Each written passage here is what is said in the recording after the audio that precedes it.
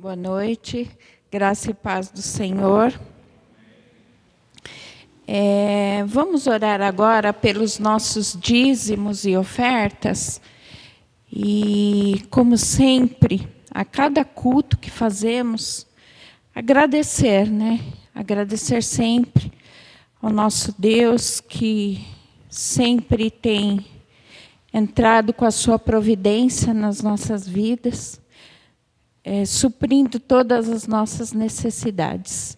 E, principalmente, suprindo as necessidades desta igreja.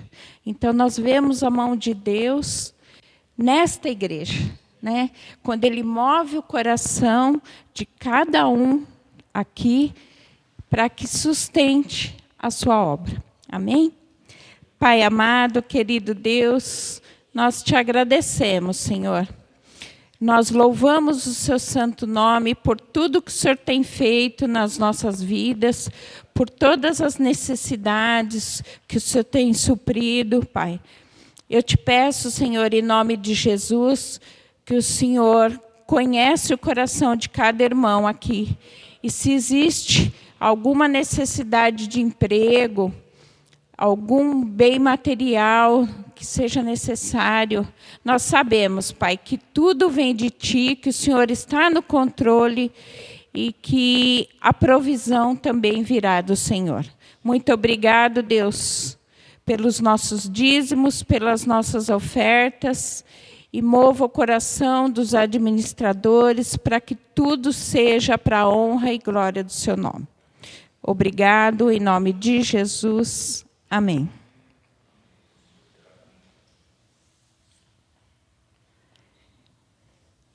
Esse mês nós estamos falando do profeta Malaquias. E hoje é o último dia que nós estamos falando dele. Malaquias é classificado como um profeta menor, né? Menor pelo seu conteúdo literário, não por sua importância. Relembrando, Malaquias, ele quer dizer meu mensageiro, né? O nome Malaquias quer dizer meu mensageiro. Então, nós vamos ler Malaquias 3, capítulo 3. Eu peço aos irmãos que puderem ficar em pé. Malaquias 3. Eu vou ler o versículo 1 e 2. Malaquias 3, 1 diz assim: Eis que eu envio o mensageiro, que preparará o caminho diante de mim. De repente, virá ao seu templo o Senhor, a quem vós buscais, o anjo da aliança, a quem vós desejais. Eis que ele vem, diz o Senhor dos Exércitos. Mas quem poderá suportar o dia da sua vinda? E quem poderá subsistir quando ele aparecer? Porque ele é como fogo do ourives e como a potassa dos lavandeiros. Pode se sentar. O livro todo de Malaquias, né? Ele vem alertando o povo de Israel, pós-exílio babilônico, né? Que eles estavam muito distantes de Deus. Eles já não estavam obedecendo a Deus, né? Cumprindo as doutrinas de Deus. Então, o profeta Malaquias, ele vem alertar. Desde o primeiro capítulo, ele vem alertando o povo de Israel que eles estão distantes. Nesse capítulo aqui, no 3º, ele diz que virá um redentor, um purificador, né? Então, ele está já apontando, como a gente sempre fala, que o Antigo Testamento sempre aponta para o Novo Testamento. Então, ele está apontando aqui para Jesus Cristo, né? Mas ele diz também a respeito de João Batista. Então, ele fala que virá um que vai anunciar a vinda do Salvador. Então, ele fala de João Batista e ele fala do Salvador Jesus Cristo. O povo, naquele momento, ele estava vivendo muitos problemas doutrinários, né? Então, existia, como nós já falamos, a perversão dos sacerdotes.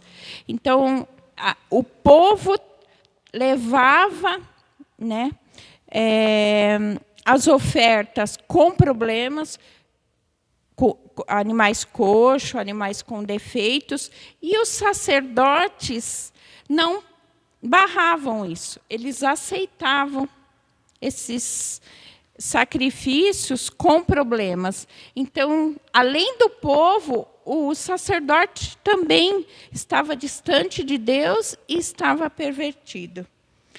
Ele fala também de casamentos mistos, né? O povo de Israel estava casando com mulheres estrangeiras, e o que é pior, né? Abandonando a mulher da sua mocidade. Ele fala dos adúlteros e de feiticeiros, de opressores, das viúvas e dos órfãos. E da desobediência com relação às ofertas. Apesar da gente saber, né, e ver o caráter e a misericórdia de Deus, que era a misericórdia do Senhor que sustentava esse povo, porque esse povo não era consumido. Porque é interessante a gente observar isso, desde quando nós começamos a estudar os profetas, que é sempre a mesma história, né? É o povo se afastando de Deus, e o Senhor, através dos seus profetas, ele chama a atenção do povo, né? Para o povo voltar, para o povo se achegar a Deus, para o povo entrar em obediência. Então, é sempre a mesma história. E o Malaquias, quem é? Malaquias é o último profeta, né? Ele realmente aqui, ele é o último profeta do Antigo Testamento, e na história, né, na cronologia, que a gente diria assim, ele realmente foi o último profeta que profetizou: se arrependam e voltem ao Senhor.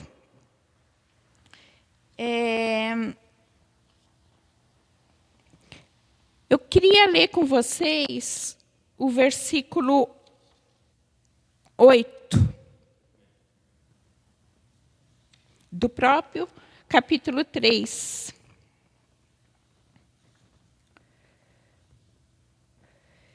O versículo 8 diz assim: roubará o homem a Deus? Todavia vós me roubais, e dizeis: em que te roubamos? Nos dízimos e nas ofertas. Com maldição sois amaldiçoados, porque a mim me roubais, vós, a nação toda. Trazei todos os dízimos à casa do tesouro, para que haja mantimento na minha casa, e provai-me nisto, diz o Senhor dos Exércitos, se eu não vos abrir as janelas do céu e não derramar sobre vós bênção sem medida. Muito conhecido da gente, Malaquias 3:10, Malaquias de 8 a 10, né? Muito lido até hoje em dízimos e ofertas. Por quê? Porque ele está justamente falando a respeito de dízimos e ofertas.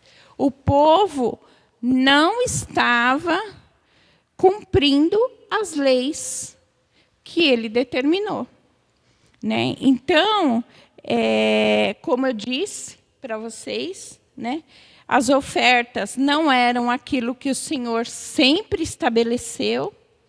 Os dízimos, se pudesse, não entregavam, enfim. Tudo aquilo que a gente já sabe de dízimos e ofertas que não estava correto. E essa passagem, então, como eu disse, ela é muito usada. E aí a gente vê o trabalhar de Deus, né, na vida do seu povo ao longo do tempo. A gente sabe muito bem que Deus, ele não precisa do nosso dinheiro, né? Ele não precisa do nosso dinheiro, muito pelo contrário, né? É Ele que provê todas as coisas nas nossas vidas. Mas Ele quer conhecer o teu coração, né? E Ele queria aqui conhecer o coração do povo, e Ele viu que o coração do povo não estava voltado para Ele. O que Ele promete aqui? Ele promete bênçãos. É aquilo que a gente já conhece, né? Então, caminha, anda nos caminhos do Senhor, porque a bênção virá. É o que ele diz aqui no verso 10. E que ele repreenderá o devorador, né? Isso é muito importante. Então, além do Senhor te guardar, ele vai repreender o devorador, que acaba consumindo, né? A gente ganha de um lado e perde do outro. Então, Malaquias está dizendo para o povo, né? Não roube ao Senhor, né? Em dízimos e ofertas. Ele fala também como vai ser a diferença do justo e do perverso, né? Então, o justo, como um filho que serve ao pai, ele guardará. O perverso será aniquilado. Lá no capítulo 4, ele aponta para o dia do juízo final, né? Então, aqui, ele fala um pouquinho a respeito de como será o juízo final. Como o dia do Senhor, que será como fornalha ardente, vai consumir os perversos, mas quem teme ao Senhor será de alegria e justiça, né? Temos visto, né, estudando Apocalipse, temos visto que realmente será dessa forma. Como eu disse para vocês, o profeta Malaquias foi o último profeta.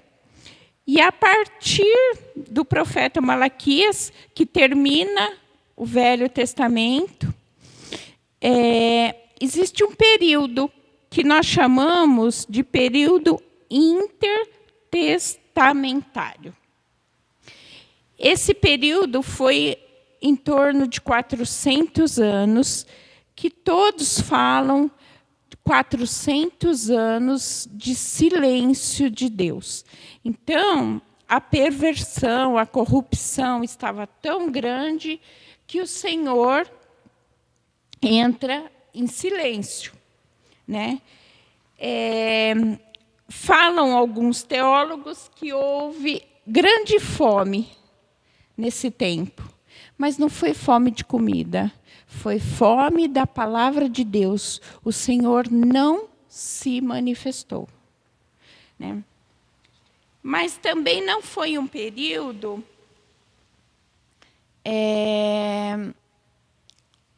que tudo ficou tranquilo. Houve muita coisa acontecendo historicamente.